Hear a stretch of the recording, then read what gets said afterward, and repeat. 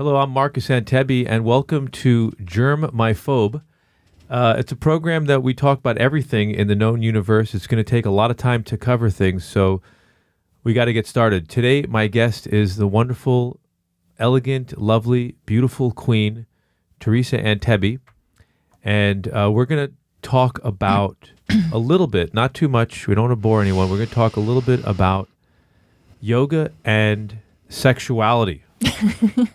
Two things you don't really hear. It's kind of an odd sandwich. Like food combining, this doesn't really combine well, but I think it's definitely a topic range that will make the show more interesting. So first thing I want to ask you, Teresa, is can you honestly tell us your age? I am 38 and a half years old, And if you want to be to the exact point. How would you rate your athleticism now for your age compared to earlier stages of your life?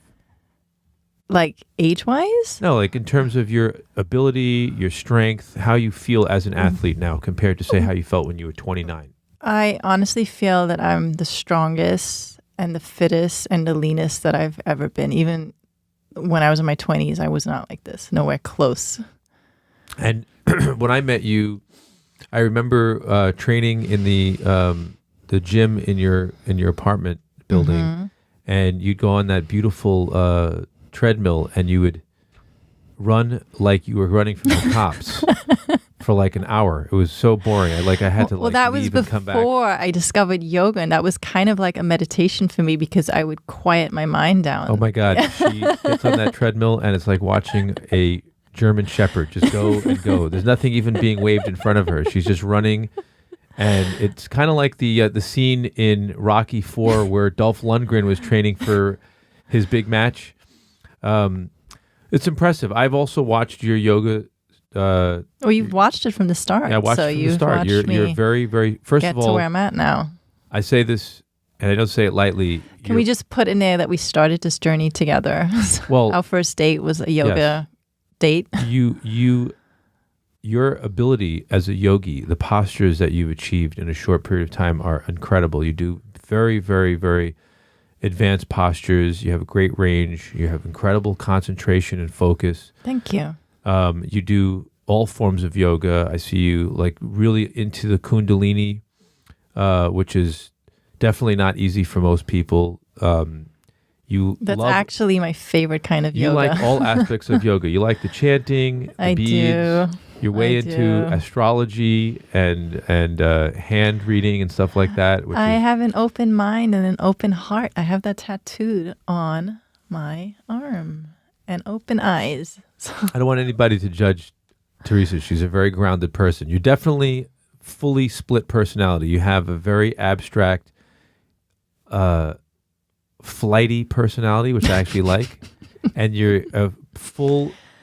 Welcome to being with a woman. I'm just saying you're also a full-blown German scheduler. Like, I know that personality. When you're in a mode, for example, in the morning, she wakes up like clockwork at 6 o'clock in the morning, hits the kitchen, and she's making unbelievably beautiful foods for her 2 children to take to school in a stainless steel lunchbox. Everything has been sanitized and cleaned the night before.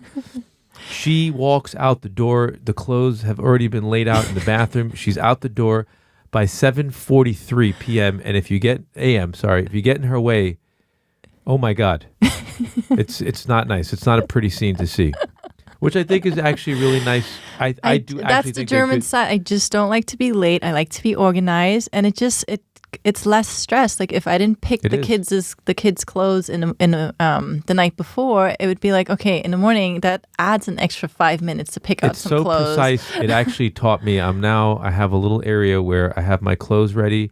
I have a towel prepared, and I thank you for the teaching. It's the right way to be. I mean, we're grown-ups, for God's sakes, Brian. I mean, how much time should we take in the morning figuring out what we're going to wear when we could have done it the night before when we weren't under pressure and we were in thinking mode? I mean, Teresa taught me how to check a subway map in advance and have a plan.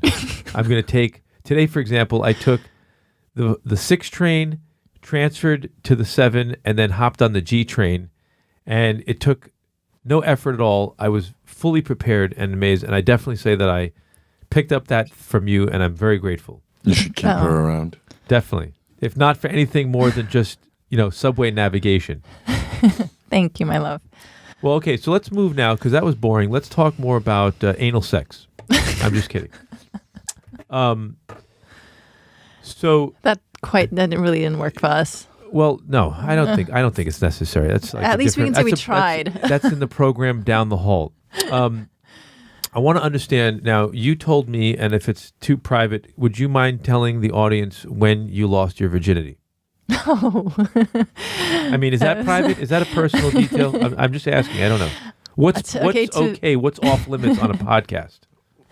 To be exact, I have no idea. I lost it 2 months before my 21st birthday. So I think I was closer to 21 than I was 20. Now, would you say that holding on to your virginity was something that, like your diet, shaped your outlook for the rest of your adult life on how you view sexuality? No, it's changed now. I mean, when I was younger, I had a fantasy. I had a fantasy of holding on my virginity for the man that I was going to marry. But look, it didn't turn out that way. And I met my husband, 20 years later? Well, if you would have met me 20 years before, I would have been very eager to help you break that fast. No, I mean, I think as a young girl, you have a fantasy. This was mine, at least. You meet your Prince Charming, you get married, you have your kids, and you build your home. So I had that fantasy, I guess, which is like a normal thing at that age. But in my industry that I was in, I was a supermodel around a bunch of celebrities, rappers, and lots of men. Any golfers? And Golf is really in right now. I wasn't going to find my husband in that era. So at one point, I just gave up. I was like, you know what? I guess this is just not happening for me. I'm not going to get married at 20 years old and settle down with the guy and be with this person for the rest. That was my dream back then, but it's changed. It shifted. And I'm glad I had the experiences that I had. Well, you need them. I don't think personally myself that I would have been too fond of a virgin. I mean, there's a few responsibilities that come with that I think that are not necessarily. Well, I'll tell you, I'm not the most delicate person in the world. I wasn't what I am now back then. Trust me. I mean, you're my wife, so there's limits on the kind of raunchy things that I want to say. I think I want to kind of keep this a family program. But there's so many opportunities here for humor. If Ralph was here, this would be rated X by now. I don't want to bring a demeaning conversation. I think that the conversation could take a positive shift, and I think most of all, we should find a way to be helpful to other people. So we should keep the subject of sexuality restricted to emotions. So today at 38 and a half, what is required emotionally for you to feel safe with an intimate partner? Wow, what the hell am I? What am I, Dr. Oz over here? Well, I've always... Deepak Chopra over here. For me, I've always looked at sex as, it's a sacred space. I think for women, it's different than for a man because you're allowing someone into your body and you're taking on energy from someone else. My space is the devil. It's an energy thing. So, I mean, I've never been the kind of girl that slept around and just had one night stands and just wanted different energy in me. I mean, the guys that I've been with have been my boyfriends and that I've been in relationships with. It's a sacred place. Well, I admire that too as well. I do. I think that's very important. And it's different. It's different when you're married too. I mean, with you, I've become very safe, so I've opened up more. Who would ever figure? It's made it safer for me that we're married and we're best friends and we're open with each other. We don't hold back. More opportunities for jokes that I'm not taking. I think that's admirable because I think that what I've learned being married is that the longer I'm with you, the more of a turn on it is for me to become familiar with you and to have that knowing. And I was never like good at one night stands. They were awkward for me. Not that I was able to get any lover that I wanted. But in the few opportunities where I had to experience those things, they felt very awkward for me because I felt very overly responsible for the person's emotions. And I wouldn't be attracted to a woman who had no emotions about being intimate. And oftentimes I found it difficult to develop a deeper relationship with someone who I just slept with too fast. So I always would find myself just feeling really awkward or obligated to do something. So I really avoided one night stands.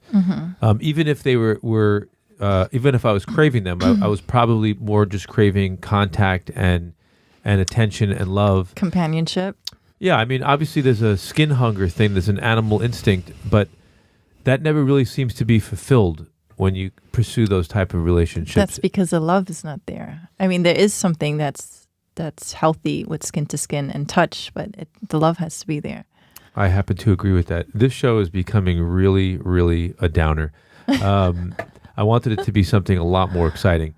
No, I agree with these things. I think that it's very easy to take on the animalistic side of yourself and let that dominate you in all areas of your life. How you eat, how you crave things, how you consume, just defensiveness, getting angry really easy at someone cutting you off. That's all lower animal instinct stuff. And I think it takes a lot of consciousness, development, practice, maturity to raise everything above and develop yourself into a person who can hit all the signals without having to be overly stimulated. So in other words, what I mean by that in kind of human language is that if all that attracts my sexuality is pornography, looking at genitals, I become completely numb.